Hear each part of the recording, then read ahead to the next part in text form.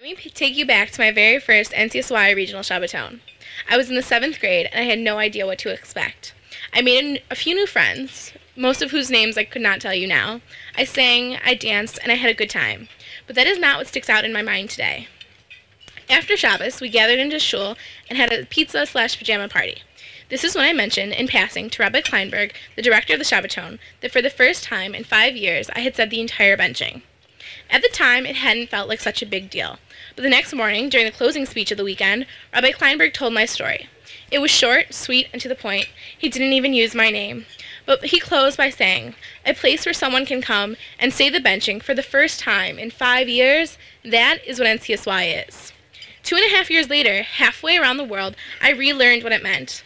During the first week of TJJ, I caught my roommate mocking the spirituality, customs, and religious enthusiasm that had been demonstrated throughout the first few days of the program. Baffled by this, I asked her, why come and visit Israel with a group of fellow Jews if it means so little to you? She replied, I don't really do any of this at home. To me, you guys are a bunch of fanatics. I just had nothing better to do with my summer. I was, of course, shocked by this answer, but changed the topic to avoid a quarrel. Over the next few weeks, we heard many inspirational stories from other campers on TJJ. We heard stories about losing a brother to the September 11th terrorist attacks, and we heard a tale from a boy who had lost his father to cancer. Also, we heard Dave Brown's story. He told us about Aaron and the gift of tefillin.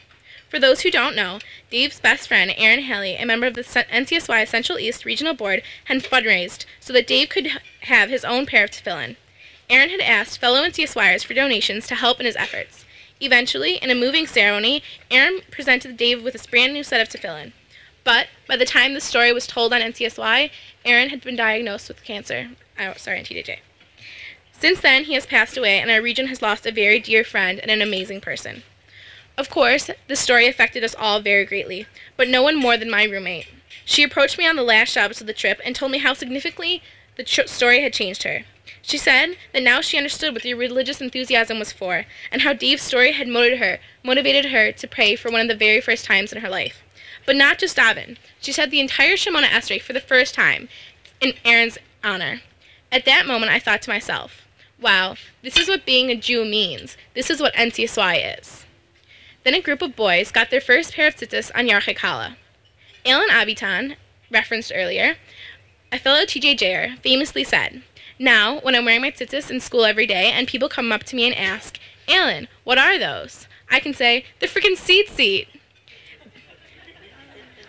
This excitement demonstrated a raw and honest passion for Judaism, which can be so rare.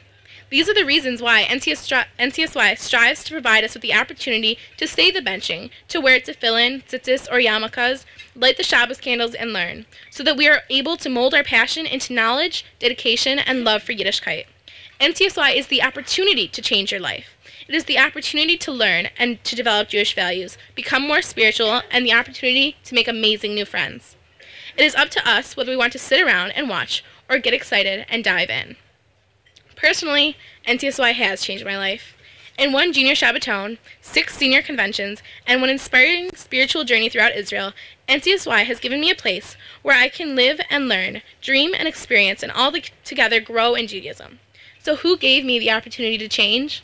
A certain rabbi by the name of Pele. In this week's Parsha Shalach, Moshe sends spies into the land of Israel, the first of our ancestors in the land since the time of Jacob. But our ancestors had, at one point, already been in the land of Israel, so it was really like Moshe was sending them back into our homeland. The Jews had only been away for a while, and even though they had no personal memory of the land, they had heard stories from their forefathers. Little did Moshe Rabbeinu know that thousands of years later, another Moshe would send a Jew back into Israel. It was Moshe Pele who pushed for me to go on TJJ. Since I had been born in Israel but left as a child, I had no personal recollection of living there. All I had was the story told to me by my parents. So I thought I wasn't going to Israel for the first time, I was just going back. What Rabbi Pele didn't know was that he was not only sending me back into Israel, he was sending me back into my Judaism. After an unfortunate time in my life, I had stopped living in a Jewish way and soon gave up most of my knowledge. It was that month in Israel that helped bring it back and motivated me to work toward gaining more knowledge and doing more mitzvahs than ever before. Margaret Mead once said, never doubt that a small group of thoughtful, committed citizens can change the world. For indeed, it is the only thing that ever has.